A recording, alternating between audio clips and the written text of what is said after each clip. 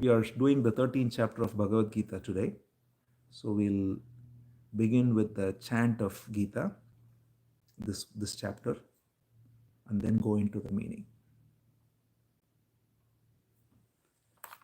Om Shri Paramatmane Namaha Atha Trayodashodhyayaha Kshetra Kshetrajna Vibhaga Yogaha Arjuna Uvacha Prakritim Purusham Chaiva Kshetram Kshetrajnyamevacha Etat Veditumicchami Jnanam Nyeyam Cha Keshava Shri Bhagavan Uvacha Idam Shariram Kaunteya Kshetramithyabhidhiyate etadyo vetti tam prahuhu kshetrajna iti tatvidaha kshetrajnam chapi mam vidhi sarva kshetreshu bharata kshetra kshetrajnayo jnanam yattachjnanam matam mama takshetram yachayadrukcha yadvikari yadascha yat sachayo yat prabhavascha Tatsamasena me shrunu rishibir bahudha gitam chandobhirvividhai pritak brahma sutra padaishcheva hetumadbhirvinishchitaihi mahabhutanyahankaraha buddhiravyaktamevacha indriyani dashaikam cha panchachendriya gocharaha Ichha dvesha sukham dukkam sanghataschetana dhritihi etat kshetram samasena sadikaram udahritam amanitvamadam bhitvam ahimsa kshanti rajyavam acharyopasanam shaucham sthairyamatma vinigraha indriyartheshu vairagyam anahankara evacha Janma mrityu jara vyadhi dukkha doshanudarshanam asaktirana bhishvangaha putradara grihadishu nityam cha samachittatvam ishtanishtopavattishu maicha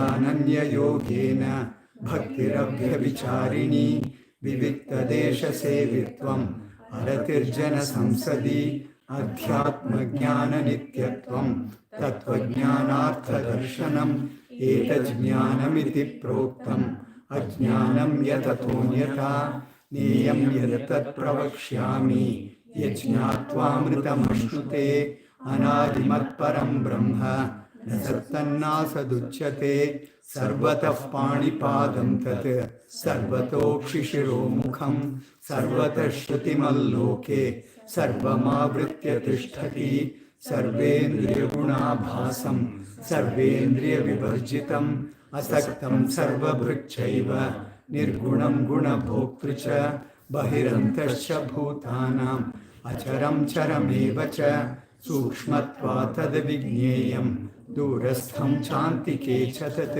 अविभक्तं च भूतेषु विभक्तमिव च स्थितं भूतभर्तृ च तज्ज्ञेयं ग्रसिष्णुप्रभविष्णु च ज्योतिषामपि तज्ज्योतिः तमसः परमुच्यते ज्ञानं ज्ञेयं ज्ञानगम्यं हृदि सर्वस्य विष्ठितम् इति क्षेत्रं तथा ज्ञानं ज्ञेयं चोक्तं समासतः मद्भक्त एतद्विज्ञाय मद्भावायोपपद्यते प्रकृतिं पुरुषं चैव विद्यनादि उभावपि विकारांश्च गुणांश्चैव विद्धि प्रकृतिसम्भवान् कार्यकरणकर्तृत्वे हेतुप्रकृतिरुच्यते पुरुषः सुखदुःखानां भोक्तृत्वे हेतुरुच्यते पुरुषः प्रकृतिस्थो हि भुङ्क्ते प्रकृतिजान् गुणान् कारणं गुणसङ्गोऽस्य सदसद्योनिजन्मसु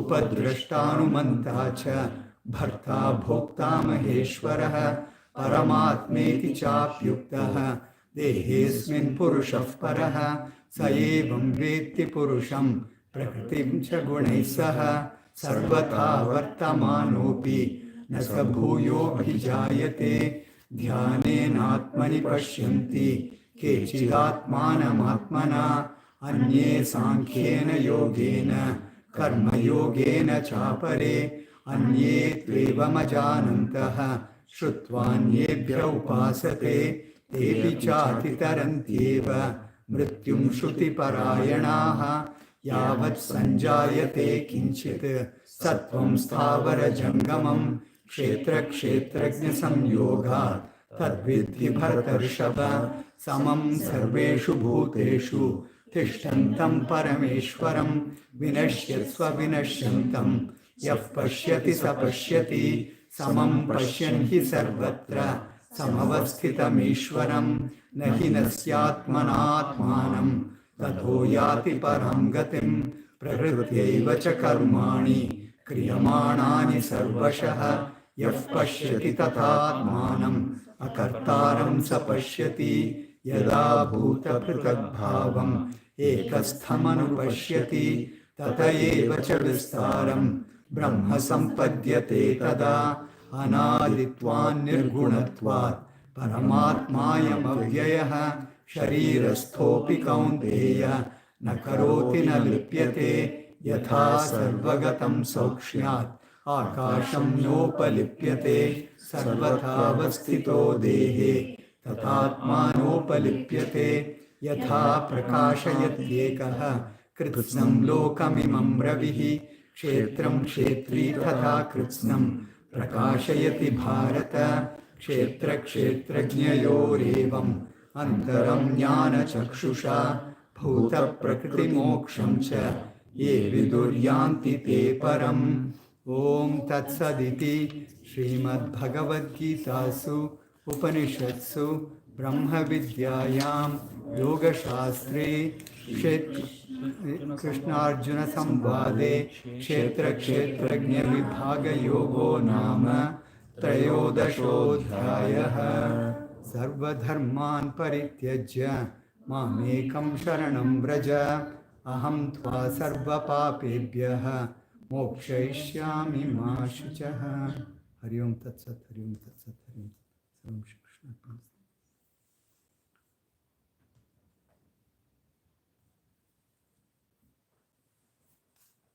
So we go into the 13th chapter of Bhagavad Gita now. 13th chapter of Bhagavad Gita is called Kshetrajna Vibhaga Yoga. Kshetra means the field. Kshetrajna means the knower of the field. And Vibhaga is discernment. Discern between the knower of the field and the field. That's simply the essence of this chapter, which is the essence of the entire wisdom of self-knowledge. In the very first two verses, in fact, Krishna summarizes the essence of self-knowledge with this metaphor of Kshetra and Kshetrajna, the field and the knower of the field. Field is place where action happens. We also have Gita beginning with Dharma Kshetre, Kurukshetre. So Kshetra means any field of action. And Kshetrajna means the knower of that field. Jna means the knower. So the very first two verses, we'll see the two verses and then go into it. Idam shariram kaunteya kshetram iti abhidhiyate. This body, idam shariram, is called as the kshetra, the field. Etadyo veti tam prahuhu kshetrajna iti tadvidaha. The one who knows this field is called as Kshetrajna. Then the second verse is the most important verse. Who is the knower of the field? Krishna says, Kshetrajnam chapi mam vidhi sarva kshetreshu bharata. Know that the knower of the field is me. Krishna speaks here as the Supreme Being, and he says, I am the knower in all the fields. Kshetra kshetrajna yor jnanam yatta jnanam matam mama. Therefore, he says that is the entire essence of wisdom. So let's go into these two verses, because the entire chapter is about this discernment between field and the knower of the field, the nature of the field, then how to recognize the knower of the field, and what is the holistic vision of the field and its knower. In other words, 13th chapter is a complete chapter which has the entire wisdom laid out, including the means and the end. So when we say the field of action, normally we refer to anything that can do things, move. Right? So here it refers to the word shariram. So the normal tendency for us is to take the body and the mind as I. Right? So this is the default conditioning in all of us. And this entire chapter is about taking us out of that false identification into the knower of the field. That's all. It is very simple. That's why, if we really look into it from that perspective. So what Krishna points out is the field is where actions happen. The body does actions. The body is breathing, digesting food, blood is circulating, all the various actions happen. And in fact, when we say the body, there are many layers which are all included in the word body. There is the gross matter which makes the body, which is made of food, annamaya, which does all the gross actions, whatever we do with the body. But what is beneath that is the energy in the body, which is what makes digestion happen, makes breathing happen, all the rest, prana. Then there is the manomaya, which is the mind, which is also the body. We think of mind as separate from the body, but mind is matter. Right? It's very important to recognize that mind is simply movement of matter. There is all this expression of mind over matter, but that's just referring to subtle matter over gross matter. In reality, mind is just matter, because what is mind? Nothing but, even in a very physical sense, it's just movement of neurons. It's all there is, which is manifesting as thoughts and memories and all the rest. And then there is the intellect, which is subtler than even the mind, which is also again matter, because it is just the ability to think, ability to analyze and all the rest. So all of this happens in time, right? So it's always therefore of the nature of change and always transient, therefore impermanent, and having no abiding quality to it. It is constantly in flux. The nature of time is it's always in flux, and anything that is moving in time is always in flux, like a river. The river, when we go to see a river, the river we see and the river we step our foot into are not the same, because the water is flowing every moment. The same is true with our body. The body is constantly changing. In fact, science tells us every moment the cells are changing. We don't perceive it, but we do perceive it over a period of time, but it's happening every moment. So the body is changing constantly. Energy, prana is changing constantly. Even through the day, we see the fluctuations in energy levels and all that. Mind is always changing.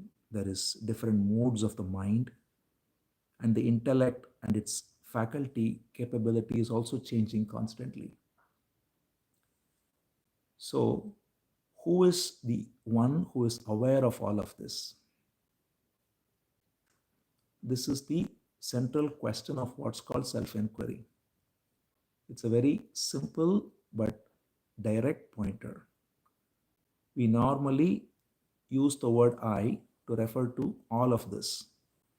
We say, I am fat, I am thin, I am tall, I am short. But we are actually referring to the body. It's okay to use the language with the first person pronoun for the body, but we clearly If we look at it even a little bit, we know that the body is just an object in perception. There is the perception of the body as an object which is seen as tall or thin, tall or short or fat or thin or whatever. Same with the energy. We clearly see, as a matter of perception, we are aware that the energy is high, energy is low, the various faculties of energy such as health, sickness, digestion, indigestion, all of these are again objects of perception. I'm aware of it. Same with the mind. Now, mind is more subtle. People can somewhat more easily disidentify with the body as I, though even that is not very easy because the body identification is very strong.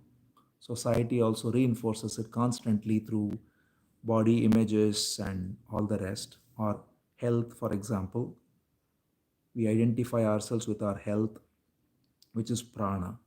But even if we are able to recognize that the body and the energy, the health, all the rest are happening in awareness. I am aware of the body, I am aware of the energy in the body. Then we look at the mind. Again, the same thing is true, but we have to be just subtle to observe it. When thoughts rise, there is an awareness of thoughts. We normally tend to jump into identifying with the thought as the thinker. We say, I am thinking this thought. But if we step back and carefully look at it, the I who says I am thinking is an image that is put together by the mind. So, if I have any thought whatsoever, the thought and the thinker are both products of the mind. And it's a very obvious and simple observation, but it's easily eludes us. So if one is thinking of some problem at work, then I've taken on the image of the role that I am working in. And it is that image that is thinking. If I am thinking of some family issue, then the image of the role in the family is what is thinking. And that very image is also put together by memory. I don't always have the consciousness that I am the employee of X or Y, or I am the father of this person or daughter of this person. All of this only comes and goes. And when that image rises in the memory through work or through external stimuli or through whatever it might be, then the image is activated, the thought is also activated, and it's necessary. That's how we function, right? There's nothing wrong with it. So knowledge requires the knower and the known. Thinking requires thinker and thought. But the important thing to recognize is the thinker is also just thought. Thinker is another artifact of memory. It is only memory that comes up as thinker. So there is an awareness in which the thinker rises and the thought rises. So whenever any thought rises, if I am able to not jump into it but just watch it, and this is what is the essence of meditation. Normally when we are working, when we are engaging, there is an instant identification with the thinker as me, and then there is the thought. So there is a subject-object duality where the subject is taken as me and the object is out there. And because of the identification with the subject, many activities take place. But because of the same identification, we are subject to various highs and lows. If someone praises that particular action, we feel very good about it. If someone insults it, we feel very low because we have strongly identified with the thinker or with the doer, what thinking is doing. So thought, word, and speech are all doing. It's no different. Every thought is the seed of word, and every word is the seed of action. So anytime we identify as a thinker, a speaker, or a doer, if we are unconscious and we identify that as me, then we are caught in this wrong identity that that is me. And therefore, I am subject to the duality of that division and the result of that activity. If that activity goes well, I feel good. If it doesn't go well, I feel bad. Because I have very strongly identified as the thinker. And the same with the intellect, which is only more subtle as the analyzer. Let's say I'm analyzing something, I am identified as the analyzer. So, what Krishna points out here is none of that is you, because it is all movement of energy. The body is moving constantly with its own intelligence. Prana, the energy in the body, is moving with its own intelligence. Thoughts again function with their own intelligence. What is thought? Nothing but the collection of knowledge, memory, ability to think, all of that which comes forth from the various physical faculties we have.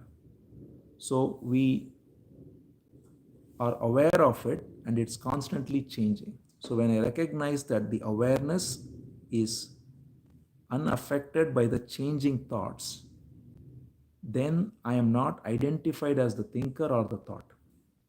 And the same with analysis, any activity. So what Krishna first points out is know that the field of action, which involves all of this, the sense perceptions, including seeing, smelling, tasting, touching, hearing, actions, thinking, speaking, doing, inner physical bodily functions, all of this is happening and there is no fixed self associated with any of this. It's a constantly changing,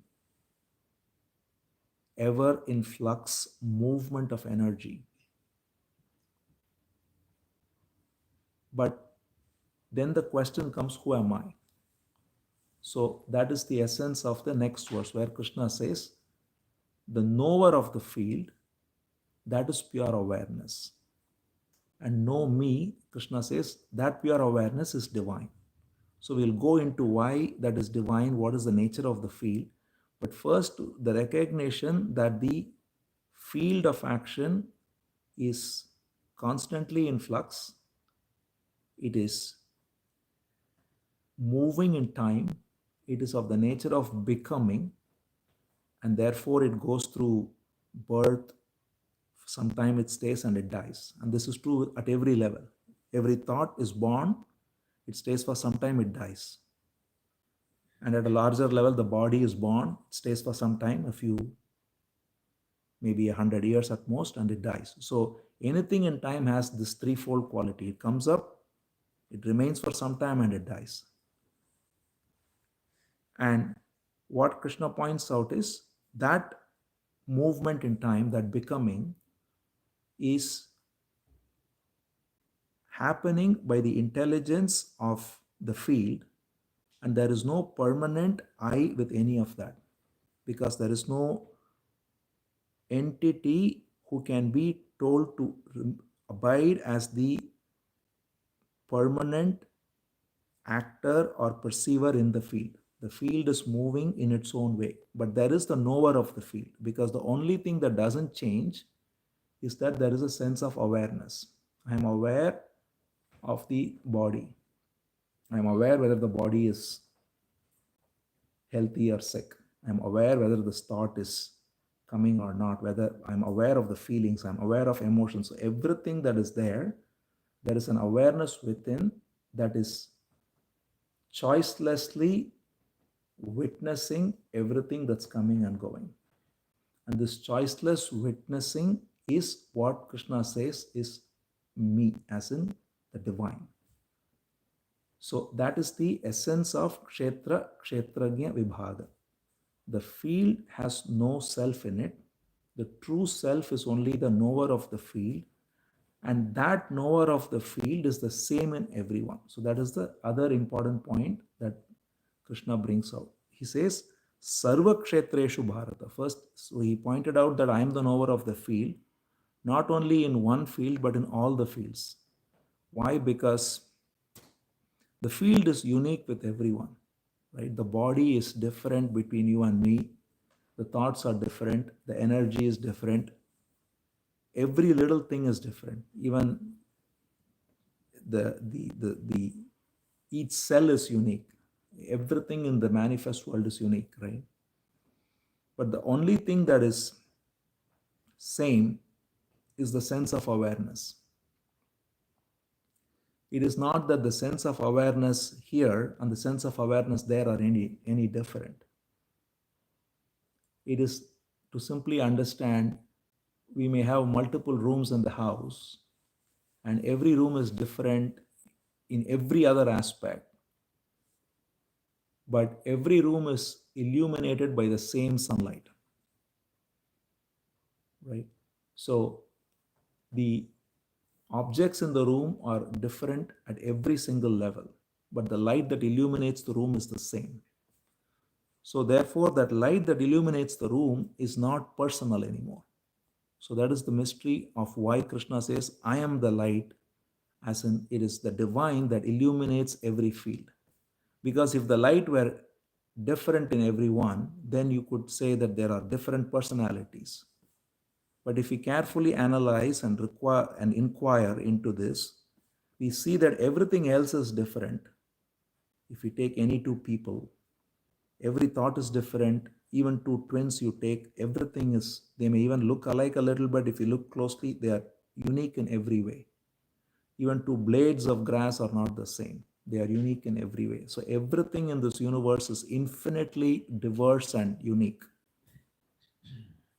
But there is no self because it's always in flux.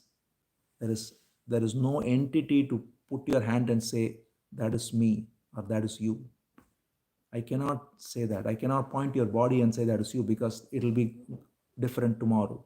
Your thought, your energy, nothing is there for me to point to and say you. We instinctively point to me or you, but what are we pointing to as you or me? That is the real question of this inquiry. Why we call it self-inquiry? Because we intuitively feel there is a self, right? We feel there is somebody here, somebody there. But if we don't carefully inquire into it, we just superficially imagine you to be whatever I perceive through my senses, imagine I to be whatever the moment is manifesting as thoughts or memory or whatever it might be. But if we inquire into it carefully, we recognize that there is nothing in this changing field that I can actually put my finger on and say that's me or that's you. But the only thing then, if I, as we said, negate everything because they are all false in the sense that they are all transient, there is no fixed quality to any of them, then if I explore more and more, I recognize that there is the sense of existence which is aware.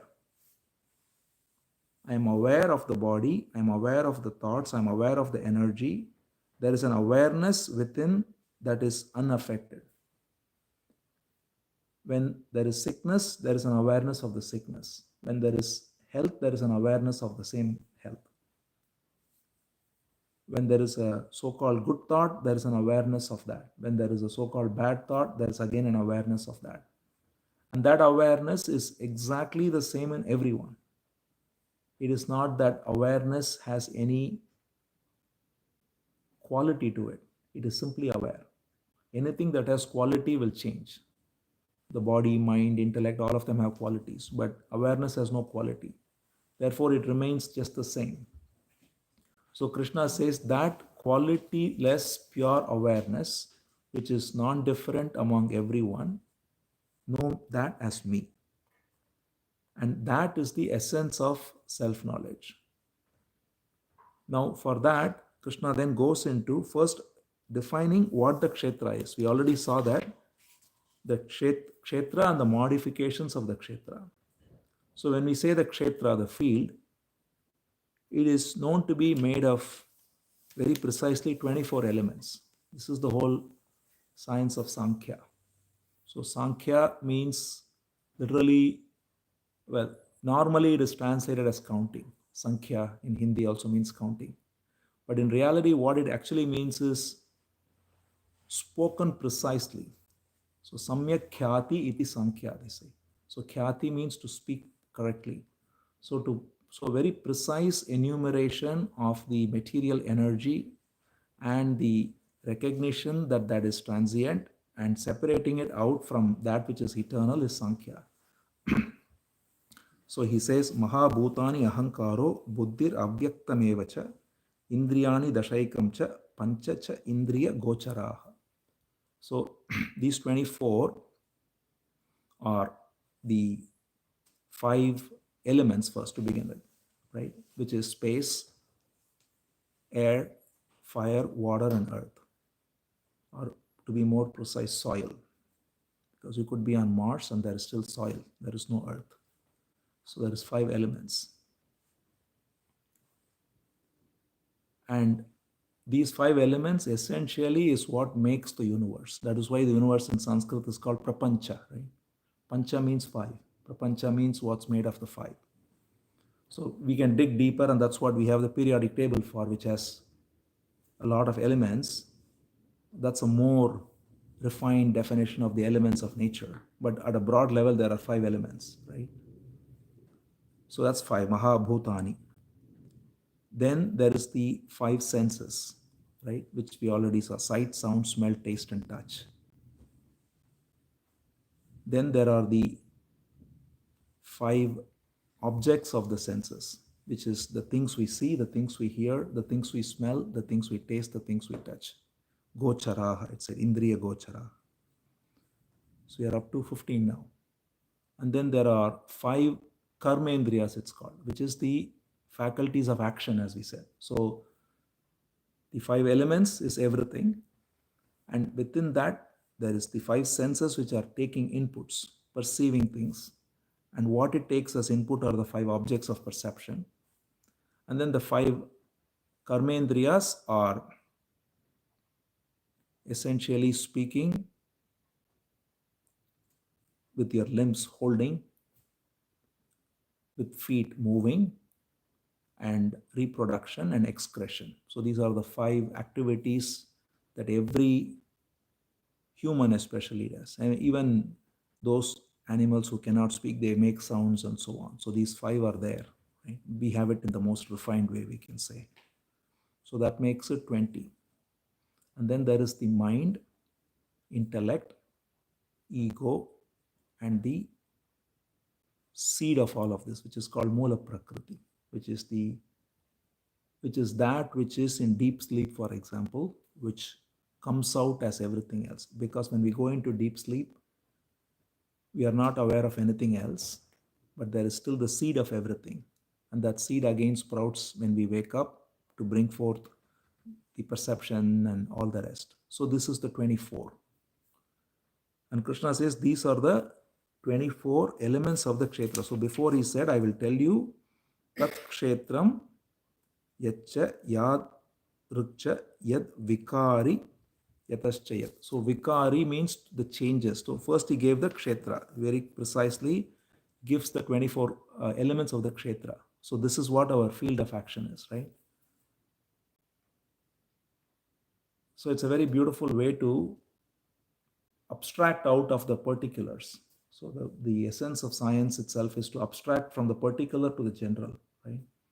So here is not going into every little thing, but you just look at the principle. So there is the 5 senses, the sense objects, the 5 ways of action, the 5 elements, mind, ego, intellect, and the seed of all this. So that's 24, very simple. But then the vikara, which is the change, is what he says as Icha Dvesha Sukham Dukkam Sangatas Chetana Dhriti Etat Kshetram Samasena Savikaram Udahritam. So he says this results in all these experiences. What are they? Icha Dvesha, likes and dislikes. Sukham Dukkam, pleasure and pain. Then Sanghata is the assimilation of everything together as the body and the association with it. Chetana is the knowledge that manifests in the body. And Dhriti is the stability that one can have, but it can be of different ways. So later in the 18th chapter, in fact, 3 types of Dhriti are given. Dhriti means the ability to hold something. It comes from the same root as dharana. So dharana, dharma, dharti, dhriti all come from the same root, means holding something. So we are able to hold something. So all of this is the vikara, the changes of the field. So when we are identified with the field, there is likes and dislikes, there is pleasure and pain, there is knowledge, we know things, we can do things, and we hold on to certain things, which is the most important thing. So later Krishna says there are 3 ways in which people hold. So there are those who can hold on to this kind of inquiry. So this inquiry also happens within the field. We can inquire into our true nature. We can look into the higher abstract principle behind our actions. And we can thereby have this, what is called a samadrishti, equality of vision. To hold that is one way, that is sattvika way. Rajasika is to hold some goal and work towards it with a lot of energy, which is, for instance, very encouraged, where we are able to, let's say, focus on some problem, work on it, and all the rest. And then Dhriti of tamasika nature is to hold on to very negative feelings and hold on to anger or hold on to hatred and all the rest. So you could hold on to anything. So the whole purpose of this is, if you hold on to something that's very abstract, very subtle, then you are focusing your ability to hold in your intellect on that which is timeless, which is the highest purpose of the intellect, is to inquire into the timeless. So everyone, even the scientific inquiry, is always trying to get to the truth.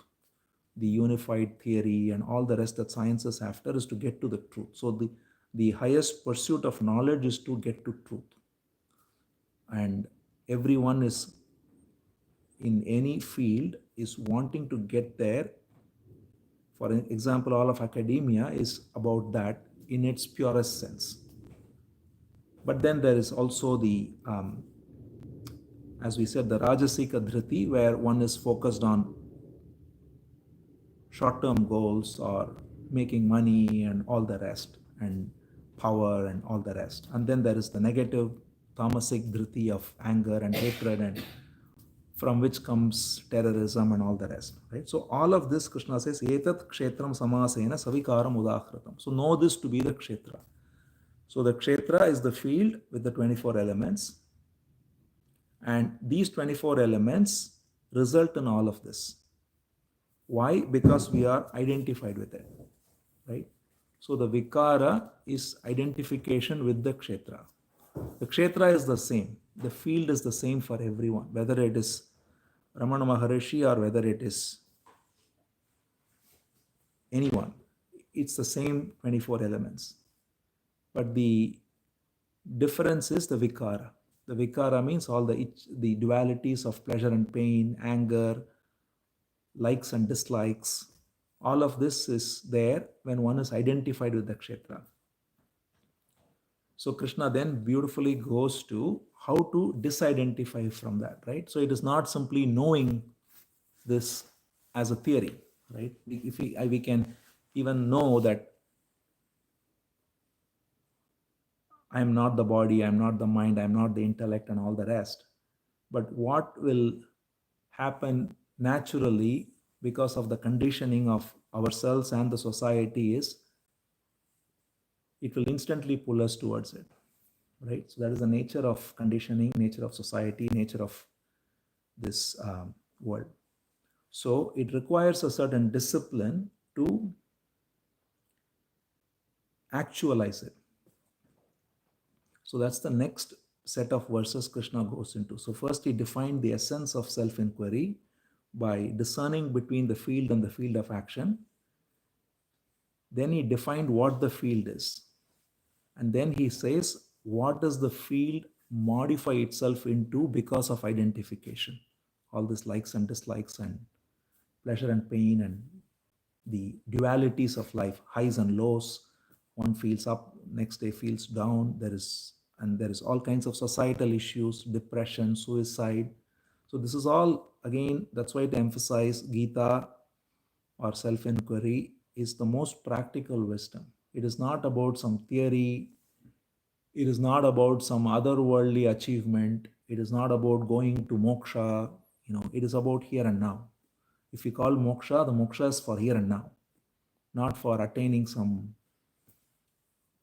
future state of nirvana or something. So time and space is only in the realm of Kshetra. So it's a very important thing to recognize, because even in sadhana, people bring in time and space. Then you are in the realm of Kshetra. So the whole pointer of Krishna is there is no time in Kshetrajna. So the moment we bring in time, we are in the realm of the field. And the field is always changing. That is why Shankaracharya very beautifully emphasizes that jnanateva kaivalyam, right? It's only through direct perception that you get freedom, not through karma. Any amount of action will never result in freedom, because action will only beget more action, right? One can act and be free, that is different, which is karma yoga, which we can look into. When we are not associated with the doership and actions happen, which is exactly what this wisdom gives us, then it doesn't stop action. In fact, it makes action better, right? So that's a different thing. But the essence of this is that it is about here and now. This entire wisdom of Gita, or this 13th chapter in particular, is to be free of all these ills oneself, and also for the society at large. The more people get into it, the more they are free of it. Because what causes depression, what causes terrorism, what causes wars, which are going on now, is all because of these vikaras. I identify with a religion as me, and I'm so strongly identified with it, and therefore I want to kill someone from some other religion. Same with the national identification. So that's all at the sort of macro level. And at the family level, again, there is conflicts within family, there is teenagers in depression. All of this is because there is a strong identification with the mind as me or with the body as me. So even for teenagers, for example, there is these days all this social media that is pushing body consciousness and making them feel low because of their physical appearance. All of this is part of, it's what this wisdom is. To recognize that you are not any of that. What great freedom it is, right? It's like you are thinking that I am the body, I have to look good, I have to do this, I have to do that. No, the body can be made healthy for, it's like maintaining a car. You can keep the car running well, but you are not the car. The car is out there for a purpose and you can use it. But if you so get identified with the car, then even a small scratch on the car makes you get so worried and so affected, right? So it is to put everything in the right place. In fact, that's the meaning of the word art. I heard in the original Greek root of the word art is putting things in the right place. So if you put everything in the right place, everything has its place. Thought has its place, the body has its place, everything has its place. But because things are in the wrong place, it looks messy. That's what it is, right? If a house is clean, then everything is in the right place. If it's messy, things are in the wrong place. The care we take to keep the house in order, many times we don't take the care to keep the inner mind in order. And that disorder within is what causes chaos, right? There is so much disorder within. If I am strongly identified as anything, right? I'm identified as the body, that causes disorder. Then I am very vulnerable to someone criticizing how I look, right? If I am identified as belonging to a particular religion, I am vulnerable to someone saying something about that religion. If I'm identified with my thinking capacity, if I think I'm very smart, that's my self identification, then someone says you are stupid, then that really hurts you, right? So, this vikara that Krishna talks about is a very practical thing. This vikara is what causes all the problems in society at all levels and our own lives, right? So, if we can actually be simply free now, if we recognize that none of this is me, it's just as simple as that. That's why Ramana Maharishi always says Ati Sulabham. He says it's so easy. You just have to do one thing, which is to recognize that you are not that which changes in time. And anything that changes in time will go through its own ebb and flow up and down. The body will never be healthy every day. It will have its own. You can do some basic regimen you can have to keep the body healthy, and it's good. There's nothing. It's very good. But the body is comes with a use by date, right? So it's going to go one day, and same is true with anything. Every role, I know like a friend of mine was very um, we don't want to take the name of a company, but he was a very loyal employee of the company, and then one morning he just got laid off with a 4 a.m. email, you know. So that's it, So everything, I mean, that's an extreme case, but even otherwise, um, everything comes with a use by date. Your work, your career, even your relationships. I mean,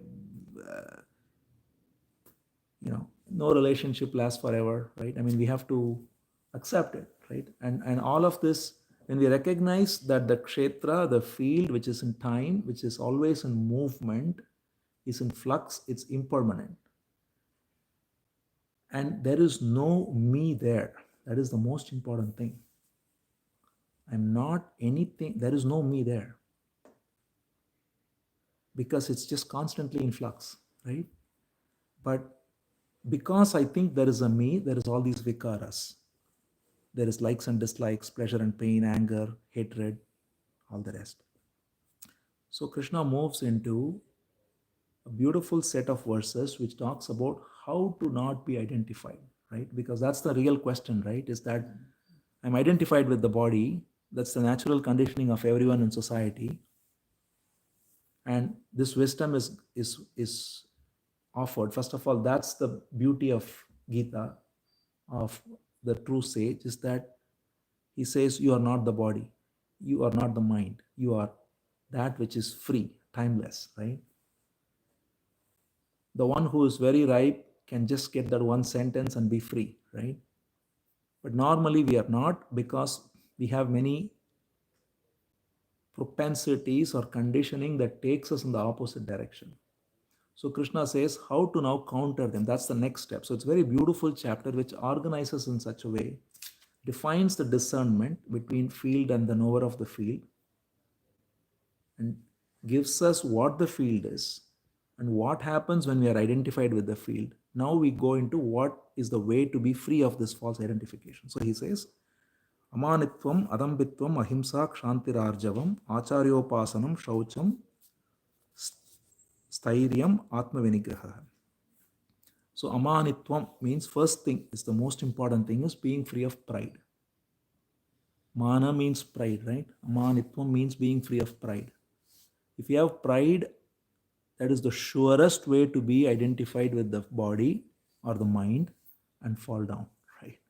Because anytime we have pride, we are caught in a strong identification, right? And therefore, it becomes very difficult to be free of it. So being free of pride is the most essential quality. So that's why Krishna gives that first place to Amanitvam. Even in Vishnu Sahasranamam, there is a name, Amani Manada, it says, right? The one who is free of pride and who gives respect to others. There is a beautiful verse of Chaitanya Mahaprabhu where he says, how to be a devotee, he says, Trinadapi Sunichena, Taroriva Sahishnuna, Amanina Manadena, Kirtaniya Sadahari. So the one who is a true devotee, a true lover of God, is the one who is completely free of pride. He's so humble like a blade of grass. Trinadapi Sunichena, Taroriva Sahishnuna. He is tolerant like a tree. Taru means tree. Taroriva Sahishnuna. Like a tree, he is tolerant. Like a blade of grass, he is humble. Trinadapi Sunichena. Amanina. He has no pride. Manadena. He gives respect to others. Kirtaniya Sada Hari. That is the way to be devoted to Hari. That is the way to recognize this truth. What do we mean by recognizing Hari? Is recognizing our own true self, which is to be free of the false identification with the body and mind. So, there are many examples of this.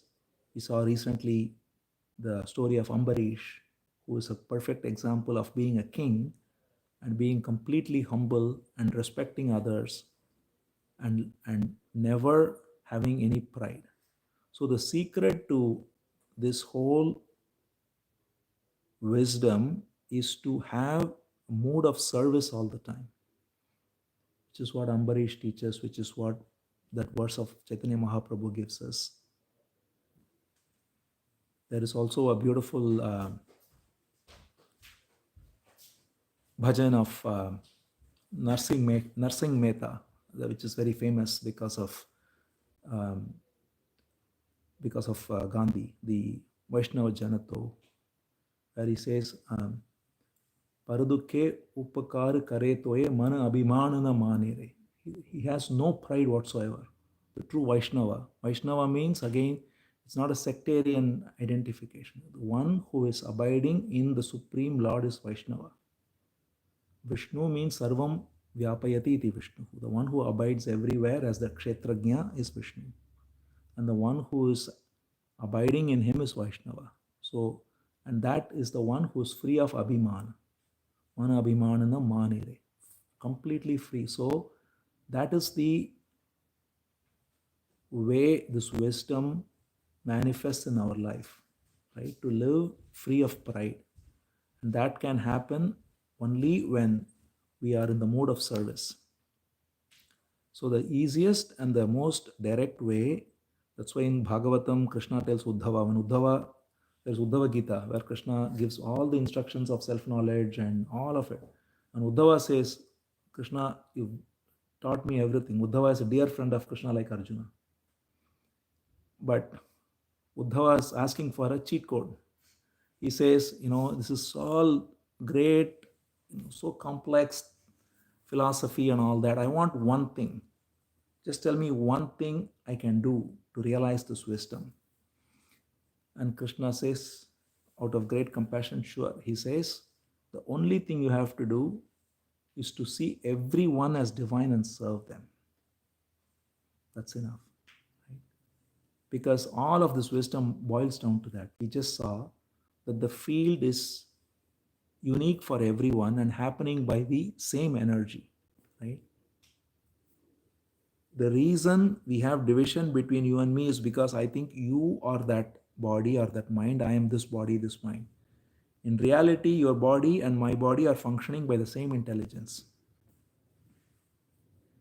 Do I even know how my digestion happens or how my blood is circulating? I mean, there is a million processes happening right now, which is all happening by the divine intelligence. Do I even know how words are coming out? I mean, the amount of, in Lalita Sahasranamam, 4 levels are given, right? Para Pashyanti, Vaikari, Madhyama Vaikari, right? So the word, how it is in the unmanifest form, it is seen, it comes and it comes out. How does it happen? How do the limbs function? Everything is, people look for miracle. Actually, the miracle is in front of our eyes every moment, right? Everything is a miracle. And all that is happening by the divine energy. So the field is divine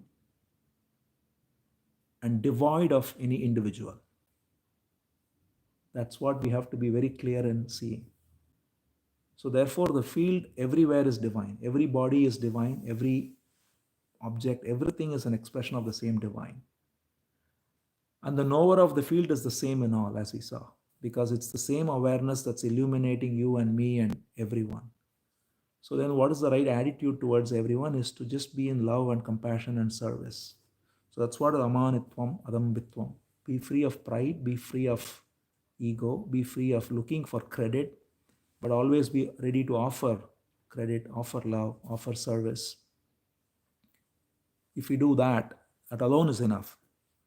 And then, of course, Krishna gives a few more. Kshanti, Arjavam. Kshanti is to be enduring. So when things go up and down, be very enduring. Not complain about life.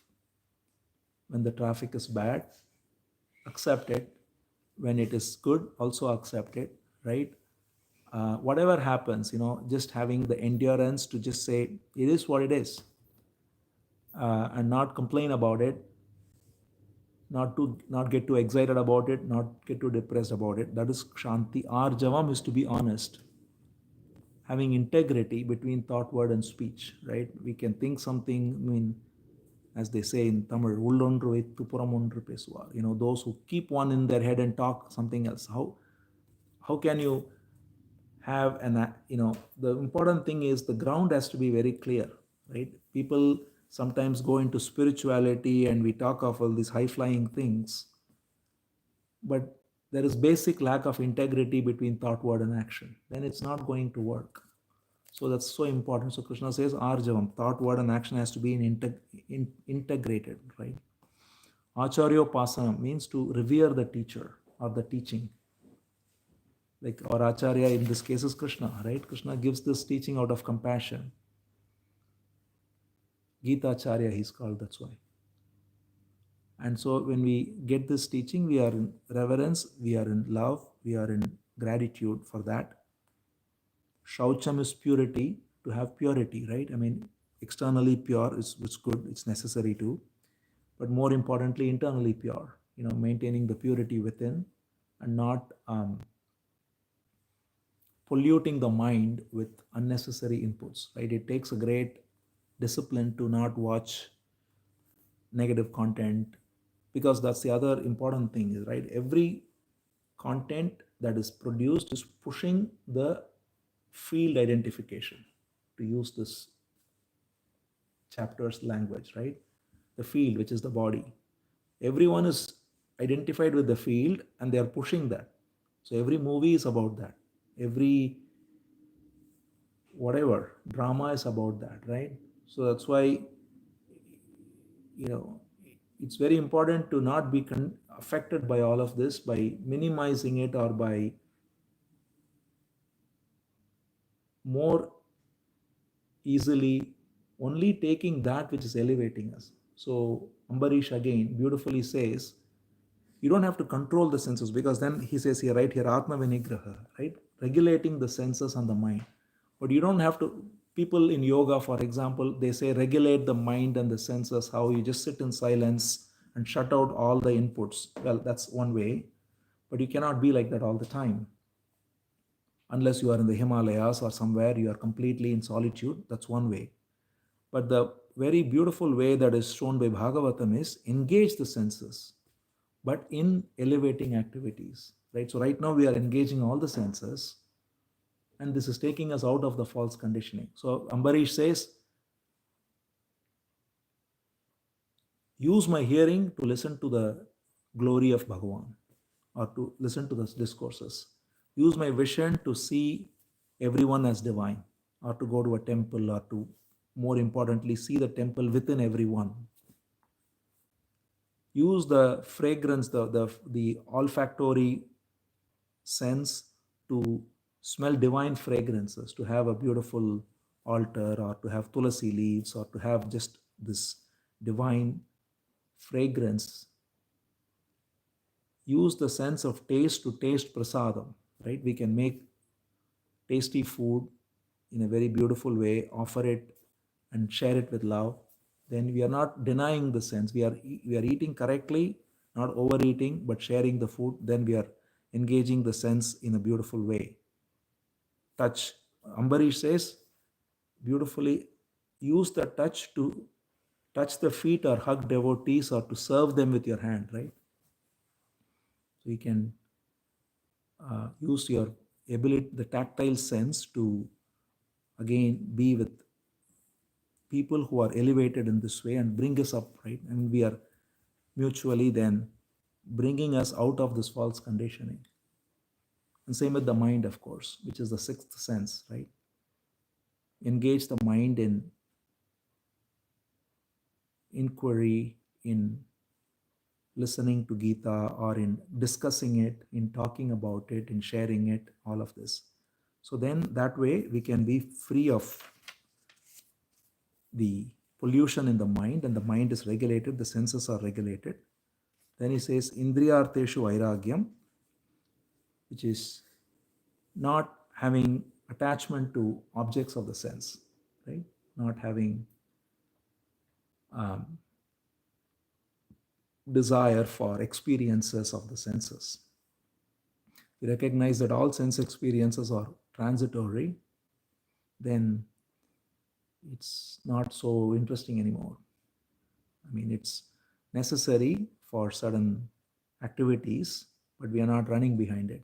So, Indriyarteshu vairagyam means not having raga. Raga means attachment. Vairagya means no attachment. So, be free of attachment towards objects of the senses. Anahankara, which is free of ego, which is what is the result of all of this. Janma mrityu jara vyadi dukkha dosha anudarshanam. So that is, again, as we saw, recognizing the impermanence of the body and the mind, right? Always contemplate on the impermanence and thereby not be attached to it.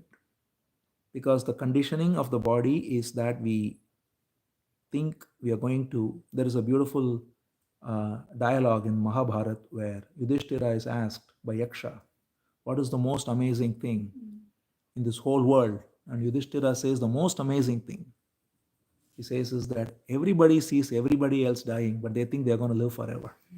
It's a beautiful, timeless observation. It's true now as it was thousands of years ago, right? So to recognize that Janma, Mrityu, Jara, Vyadi, these are all happening all the time. People are dying. I mean, accidents happen, many things happen, even otherwise. It's to recognize that having expectation of deliverance through time is a ignorant way of living, put it simply. Having expectation of any deliverance, any happiness through time is ignorance, because anything that comes in time will go. So you are either peaceful and free now or not. You are never going to become happy one day. That idea that I'll become happy is the root of all sorrow. Because we deny the present moment, we put our investment emotionally in some future experience, like how many people do this. They are, for example, planning so much for some particular experience they are having, that when the experience happens, it's disappointing, and after it's over, they are actually having a low. All this is seen, right? Even I remember while growing up, Diwali was so expected, and the day after Diwali would be very sad. So this is what happens, right? That anything in the land of experience and time will always bring with it misery. But you are free now. So if you recognize that there is nothing that I need to do to become happy, because there is pure happiness of peace, not the pleasure. Pleasure comes and goes. But the calm happiness of peace, Ananda, is here and now in this mode of service, right? When I'm serving and just seeing everyone as divine here and now, then there is freedom, there is love, there is peace. Then Krishna goes into a few other things which are about, again, we mentioned this already, not having attachment to even anyone, right? So one important thing to recognize is attachment and love are completely different things. Being attached to, so putra dara grihadishu, he says, family or house and all that. If we are attached to it, then we are again causing problems for us and them. But if we love them, then it's very different. We are actually unconditionally in love and we accept them as they are. Then we hold them lightly, beautifully. If we attach them, we hold them. It's tight and it's very constricting to everyone, right? And then samachittatvam. So that is the thing we already talked about, equanimity or equal vision. Earlier also Krishna says, samatvam yoga uchyate, right? Samatvam is yoga. Equanimity is yoga. Samatvam literally means to see equally everyone. We already saw this. The field is the same because everyone's field, and that's where the beauty of true acceptance comes, right? We don't talk about acceptance as a theory, but it's a real living reality when we recognize that everyone is special because everyone is unique. We don't compare two people and say, oh, he is better than the other person. No, they're just different. And then there is no concept of imposing any equality, but celebrating the uniqueness of everyone, right? And all of this has societal implications too, right? Because when you try to impose equality, that is when many systems have come, which impose equality and in the process bring everyone down. But on the other hand, if you recognize that everyone is unique and celebrate the uniqueness, then you bring about a completely different way of societal living too. Right? So samatvam is a very important concept, to see everyone as the same expression of the divine, yet each unique. Then Maicha Ananya Yogena Bhaktir Avyabhicharini. So Ananya Yoga means to be completely devoted to this truth. So we have to hold this truth very dearly, right? This bhakti is nothing but holding to the essence of Bhagavan within. Ananya means without anything else distracting us, right? There is a different verse to, as many may know, Ananyaschintayanto mam yejana paryupasate tesham nityabhiyuktanam yogakshemam vahamyam. So Ananya means to have no other distraction. We are always recognizing this truth that it is Bhagavan or it is the divine or whatever we call it. It is the absolute truth or it is the universe. It doesn't matter what you call it. Like somebody came to Ramana Maharshi and said, I don't believe in God. I said, okay, what do you think all of this is? He said, it's nature. Okay, so you think there is nature. Go with it. There is only nature then. That's it. Because nature means in Sanskrit, we call it Prakriti. What does Prakriti mean? Literally the word means that which is well done. Prakriti.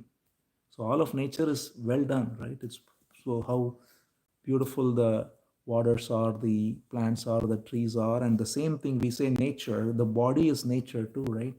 We even use it in our language. We say nature's call and all that. So, but we somehow don't consciously recognize it, that the body is an expression of the same Prakriti, mind is an expression of the same Prakriti.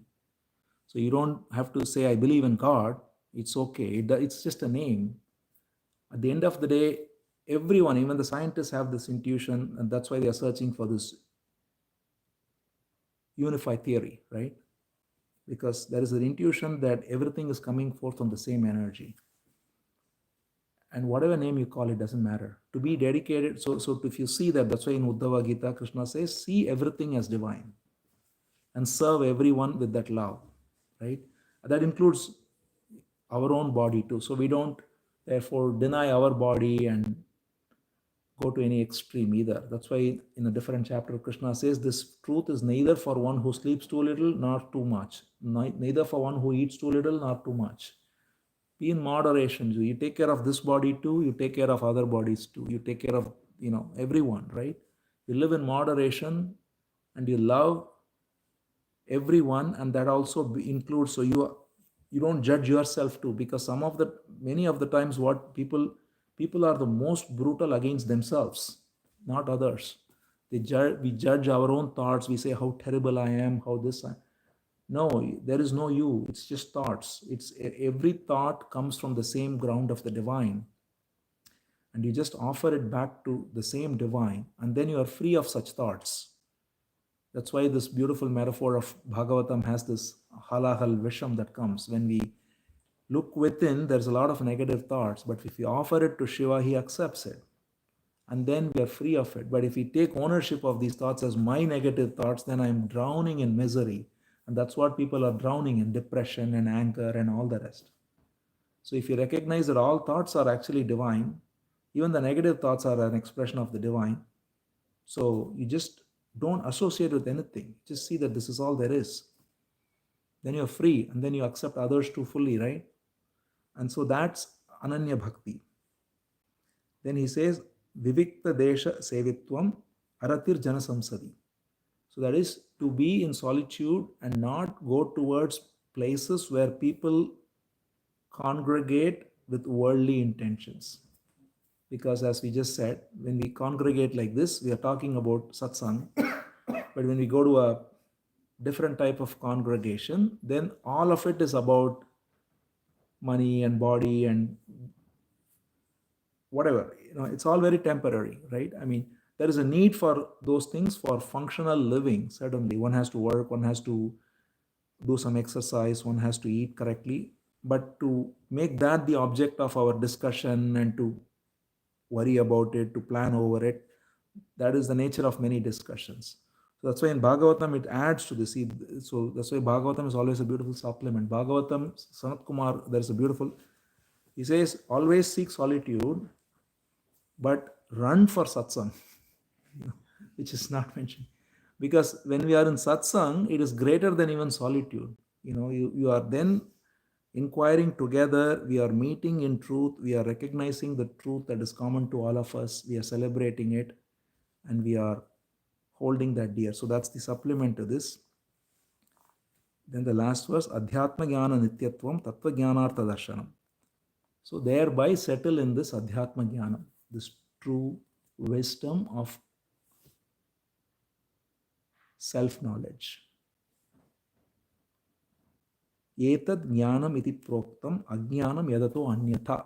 Krishna simply finishes by saying this is wisdom, and everything that's the opposite of that is ignorance.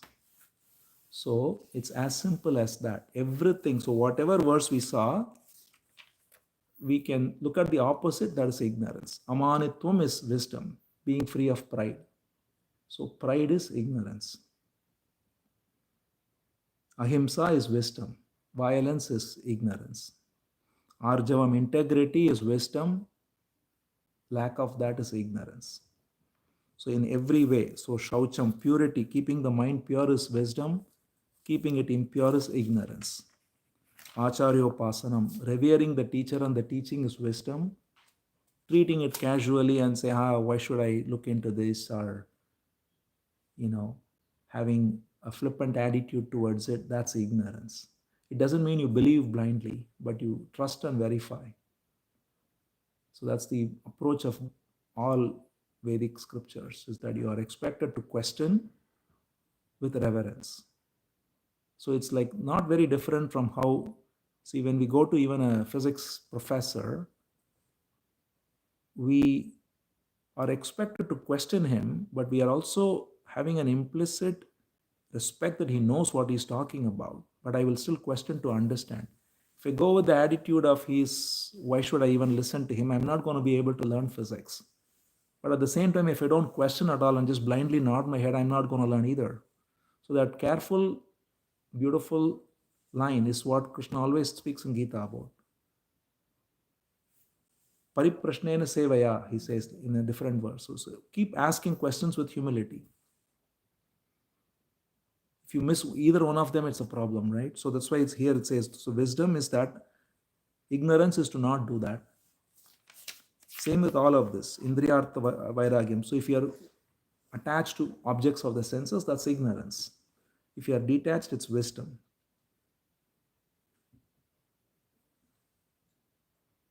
Vivikta Desha Sevitvam. So if you are constantly going towards places where people are engaging in worldly topics, discussions, discussing politics, watching news shows, for example, where they are discussing politics, that's ignorance. If you are engaging in satsang, that's wisdom. So this knowledge and ignorance is only in the realm of this. We're not talking of knowledge which is necessary for practical matters of life, like learning science or technology or cooking, or all the rest is needed for functional living and all that. But for recognizing the truth of our being, there is knowledge, which is all of this jnanam, and the opposite of that is ignorance. So if we recognize this, then we are free, because with these qualities alone, we can actualize that wisdom. If we are caught in all the opposites, that's why it's good, it was good to go through that again, just to look at the negative of it. Every verse we saw, we can look at the antonym of that verse, and just that gives us a warning of what not to do. And in fact, what not to do is more important than what to do. So if you are very clear what not to do, that's enough. So if you are, and that's where awareness helps. If there is pride, if you are aware of the pride, that's enough. You don't have to even tell yourself, I should not be proud. That's again another imposition. If you are aware that I'm being caught in pride, that's enough. So that's why the opposite of this is very important to ponder over. When I am caught in pride, am I aware of it? When I am in worldly discussion, let's say there is some past vasana, and some people are discussing maybe movies or sports or politics. If I'm aware, then I will recognize, oh, I am in this frivolous discussion, and then pull out of it, right? Same with everything we saw. Every quality that Krishna has given, the positive and the negative. The positive will pull us to Kshetrajna, the negative will pull us to identification with Kshetra. So therefore, to be aware of when we are caught in these qualities, and thereby through that awareness be free of it and let these manifest. These are not therefore ideals. These are the ways in which we live when we recognize the truth. So that is why the means and the end are actually the same. It is not that these are just the means to the end. It is the means and the end. So the amanitvam, for example, is the means and the end. The one who is seeking is also free of pride, and the one who is realized the truth is also free of pride. It's not that there is a difference between the two. Same with everything we just saw. So therefore, the means and the end are the same. So if we are therefore free of the opposite, that's enough.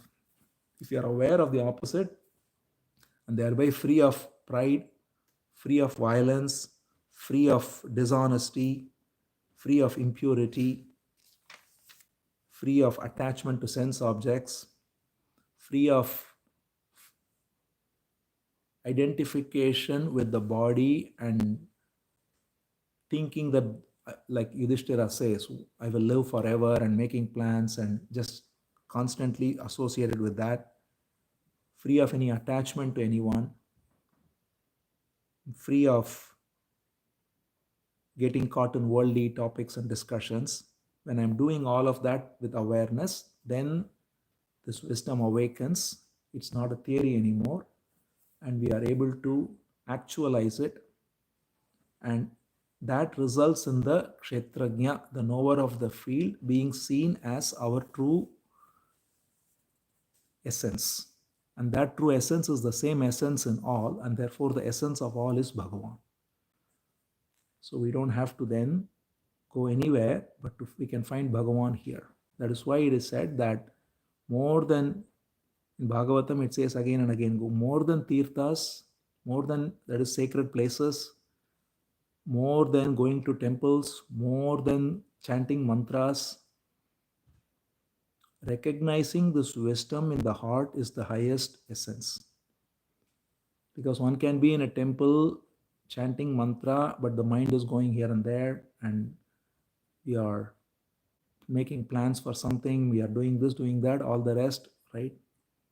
One can be going to sacred places and then still caught in various goals. I have to get punya, I have to do this. The egoic identification will come in different ways. The greatest thing, so Bhagavatam again and again emphasizes, satsang is the way you directly come in contact with Bhagavan. So that's why here Krishna says, recognize this truth here and now. And when we recognize this, then what opens up is the unified vision. That unified vision we'll see in the next session, because it's already almost 90 minutes. Maybe it's past 90 minutes. No, not yet. No questions out there online. So we're good. Yeah. 5 more minutes out here if anyone has any question. I will stop here. Yes, you said family. Yeah. Any comments or? So Morning. it's basically okay to have those be pulled towards the wrong direction, but once you're aware, you go back. That's okay. The constant cycle, is that okay? Or do you have to strive to a point where I should not even try to be pulled in that direction? Like for example, you go to some other gathering, right? Like it's a social obligation, you have to go. Or you're talking about sports. What's that? Or you're talking about sports. Yeah, whatever, right? I mean, that's life. So, but is it okay to just be aware, or should we totally not go to those kinds of gatherings, or like what's the extent to which we need to strive for? So I'll repeat the question for the live stream.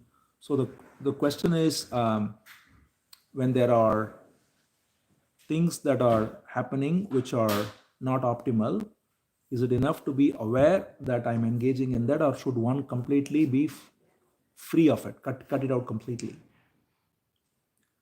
So it begins with being aware, right? So when you are, let's say,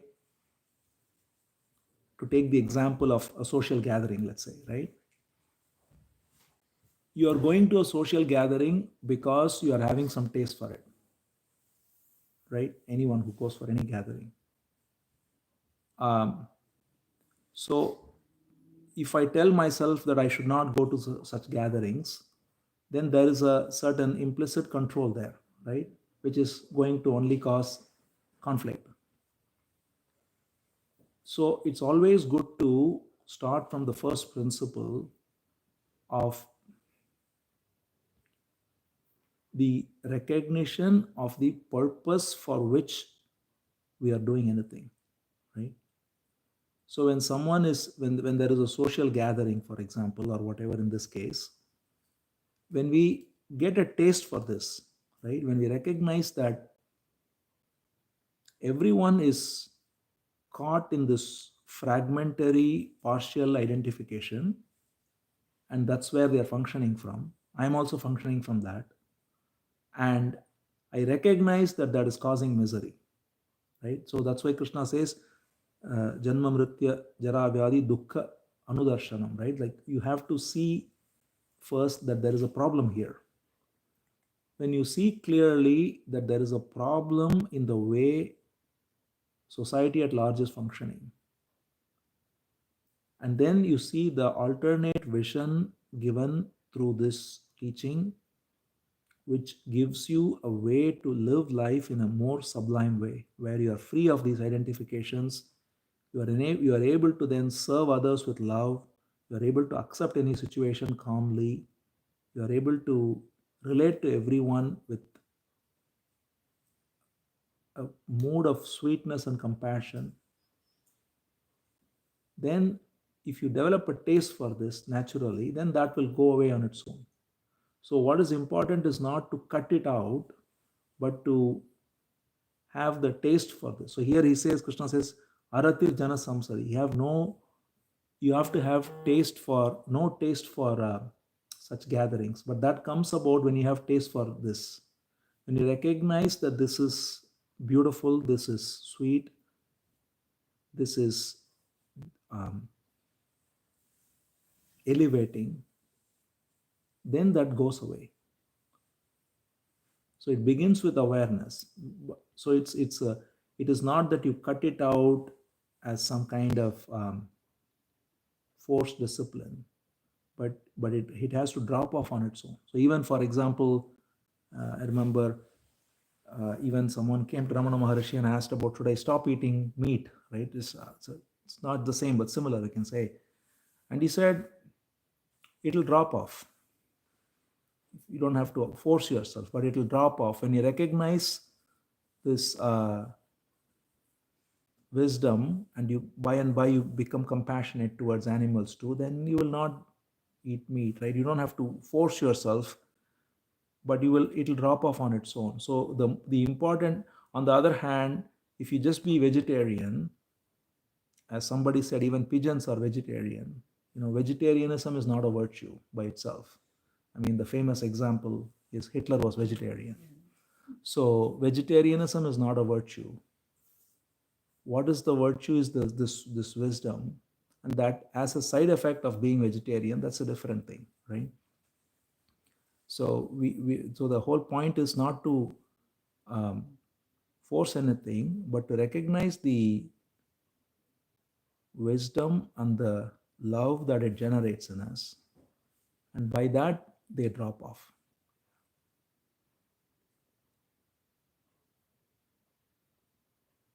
You can also look at it as, see, anything you see, right? I mean, you look at, for example, movies, let's say. I mean, every movie is just, what is it? It's just drama of the ego, right? So you look at it and say, I mean, at some point you say, okay, what's the thing here? Why should I give 3 hours of my time for watching something that anyway is going on in the head too, So then it feeds it more. And what is happening is it's like we're all having an antenna into a common cloud, right? So people are just feeding off of each other. That's why there's no such thing as original anything in the space, right? Like every movie is a derivative of something else. Every action is the same thing, because it's just the same egoic identification is going to come up with different drama, different ways of being jealous and angry. And I mean, that's why they say, right, there is only 5 stories or something like that. There are only 5 stories.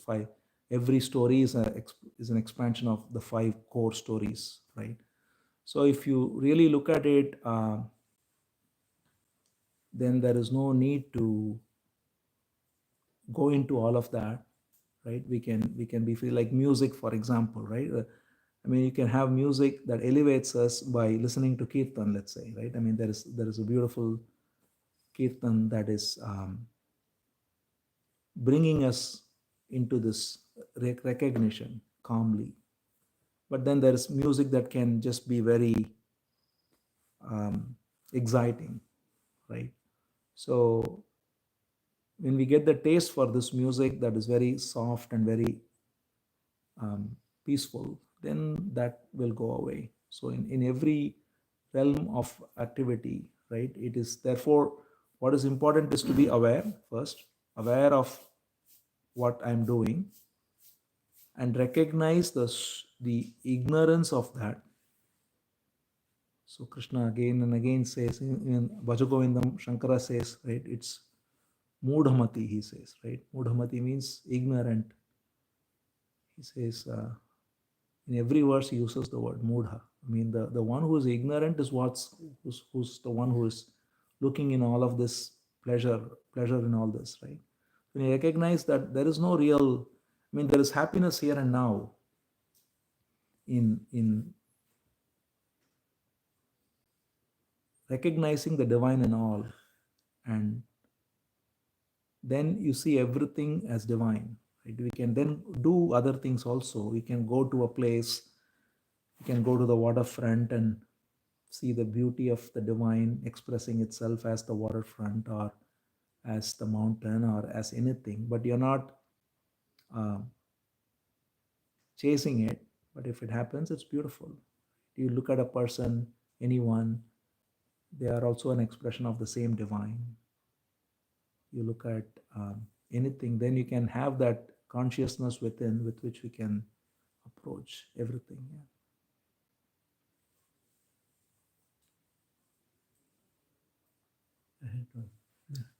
Could you comment a little bit about you you were talking about time, Yeah. right? Being bound by time. But there is also the concept of abhyasa, Mm-mm. which is like based Yeah. on sort of time and Right, right, right. progression.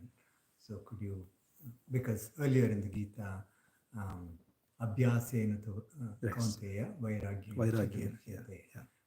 So could you comment a little bit about Yeah, no, it's a very good question. See, so the question is, we said anything in time is impermanent, but then the notion of practice also happens in time, abhyasa. So when we look into this question of abhyasa, what is important to recognize is that we are not trying to gain anything new by this abhyasa. We are only recognizing that which already is, right? So it is the timeless that is hidden from our vision, and therefore we are inquiring within, and we are thereby getting free of this false identification. And that getting free of false identification with time seems to happen in time.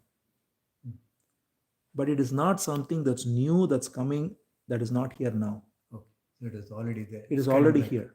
like dust or something. That Exactly. is That's the exact metaphor. Or the other beautiful example one can see is if the sun is covered by clouds and the clouds part over time, the sun is seen after some time, but the sun was always there. So similarly, the cloud of ignorance is covering up the wisdom. We are identified with the body, we are identified with the mind, or all of this. So the only effort or practice we do is to disidentify.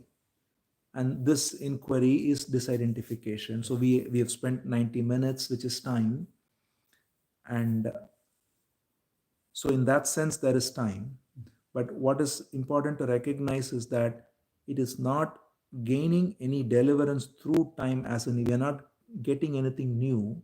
We are only recognizing that which already is. That's all. Yeah.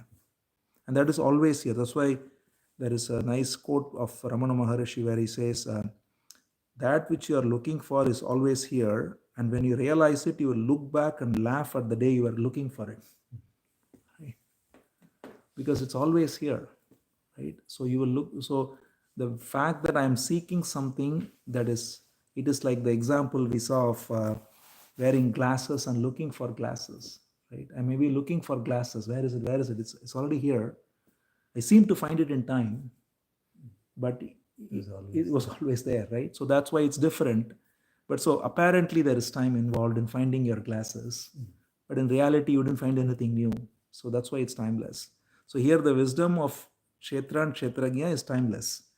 The Kshetra, later we'll see, the Kshetra is eternal too. The field is eternal because energy is neither created nor destroyed ultimately. It just takes different forms, right? So now they've even discovered that even before Big Bang, there was another. Big Bang was not the beginning. Now they've come to the latest Nobel was for Penrose, who found out that Big Bang is only a cycle, which is exactly the vision of the Vedic rishis, that time is cyclical. So it just goes on and on. So the Kshetra is literally time. I mean, the time is cyclical and infinite and beginningless. And the timeless is ever present underneath as the substrate. So, therefore, to recognize that the Kshetra happens by its own energy, by the divine energy, and the Kshetrajna is untouched by it, the field and the knower of the field. That wisdom is always true. So that's the point. But it's a very good question. Yeah,